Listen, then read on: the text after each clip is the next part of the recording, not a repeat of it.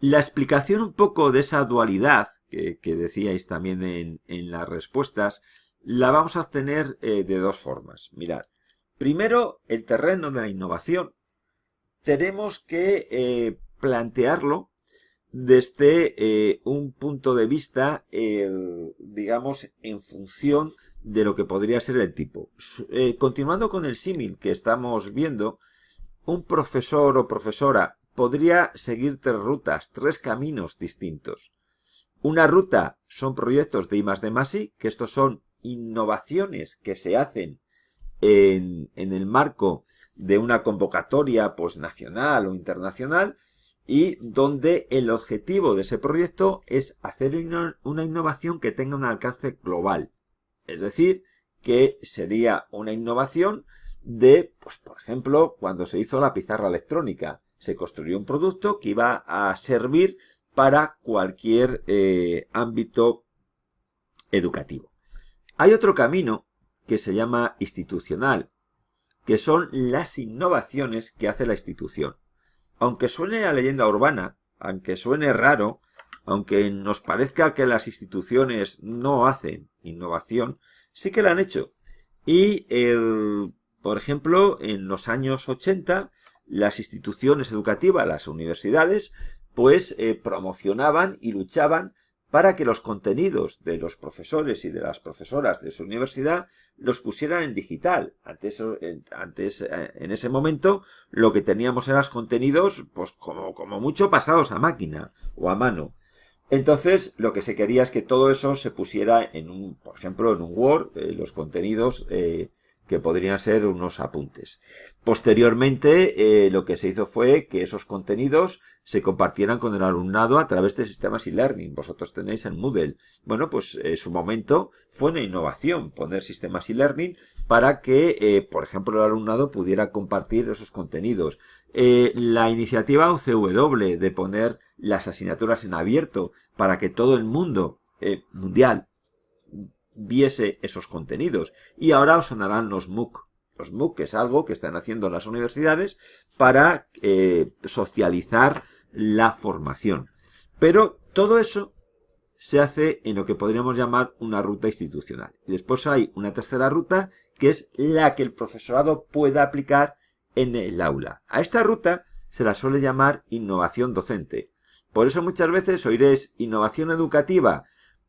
Hay que concretar un poco. Innovación docente es la que se hace en el aula y técnicamente se llamaría innovación educativa docente. ¿Qué es esta ruta? Bueno, en este curso vamos a hablar de esta ruta. Tenemos que centrarnos que el camino que vamos a recorrer es el que pone ruta 3. ¿Por qué? Porque los caminos anteriores son distintos, las planificaciones son distintas. Bien, pues si ya sabemos esto, es decir, que nos vamos a embarcar en la ruta 3, ahora vamos a explicar un poco lo que ya algunas personas decíais en el foro. Cuando hacemos una innovación en la asignatura, pues va a depender del alcance donde lleguemos. Hay veces que esa innovación queda dentro de la propia asignatura, no sale de las paredes de esa asignatura. Por lo tanto, el mundo mundial es esta asignatura. Si el mundo mundial es esta asignatura, evidentemente nuestro compañero que había usado el PowerPoint, y además de forma eficaz, claro que ha hecho una innovación según la definición, claro que la ha hecho. Pero si el alcance es la universidad, la globalidad que decíais antes, pues ¿será o no será? Pues depende si es una universidad que su profesorado no utiliza nunca el PowerPoint y decide que algo que tiene que hacer es promocionar el uso del PowerPoint. Es verdad que estamos hablando de una herramienta que no tiene sentido, que todas las universidades lo tienen y todo el profesorado lo utiliza, o la mayor parte, pero sí podría ser otro tipo de innovación. Entonces la universidad normalmente suele definir una estrategia donde lo que quiere es que su profesorado haga una innovación concreta.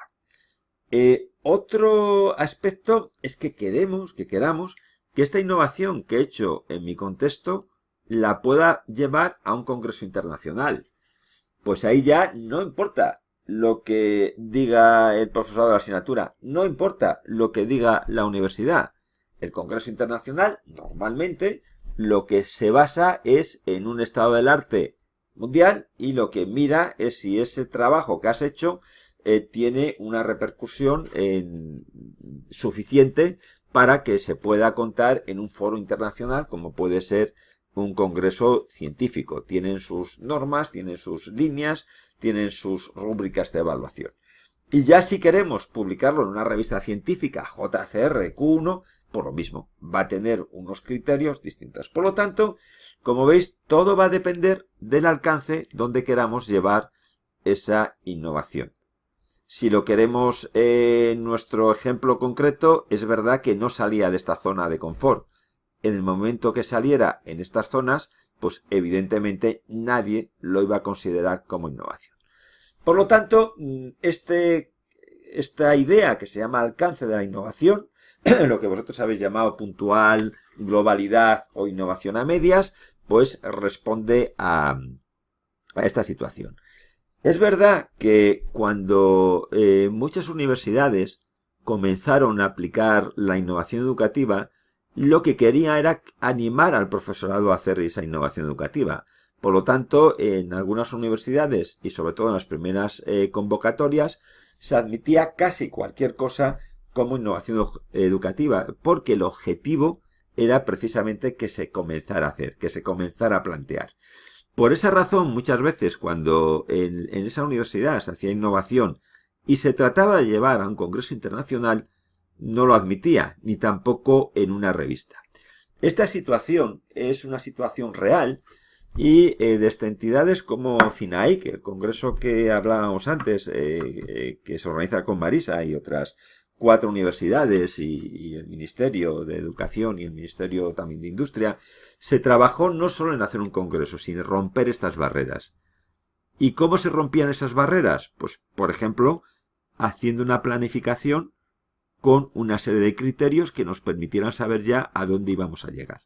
Por lo tanto, ha habido una lucha, digamos, importante por parte de congresos como CINAIC y otro tipo de congresos, donde lo que se luchaba era por enseñar a plantear la innovación. En este congreso, por ejemplo, muchos talleres de cómo plantearlo para que incluso pueda haber una revista. Se trabajó mucho con las revistas para que se quitaran esa imagen, porque las revistas que les llegaban, digamos, proyectos de esta zona de confort, pues no los veían como innovación y se creó una especie de leyenda negra en las revistas donde que la innovación educativa no era publicable en revistas o bien tecnológicas o bien de investigación educativa.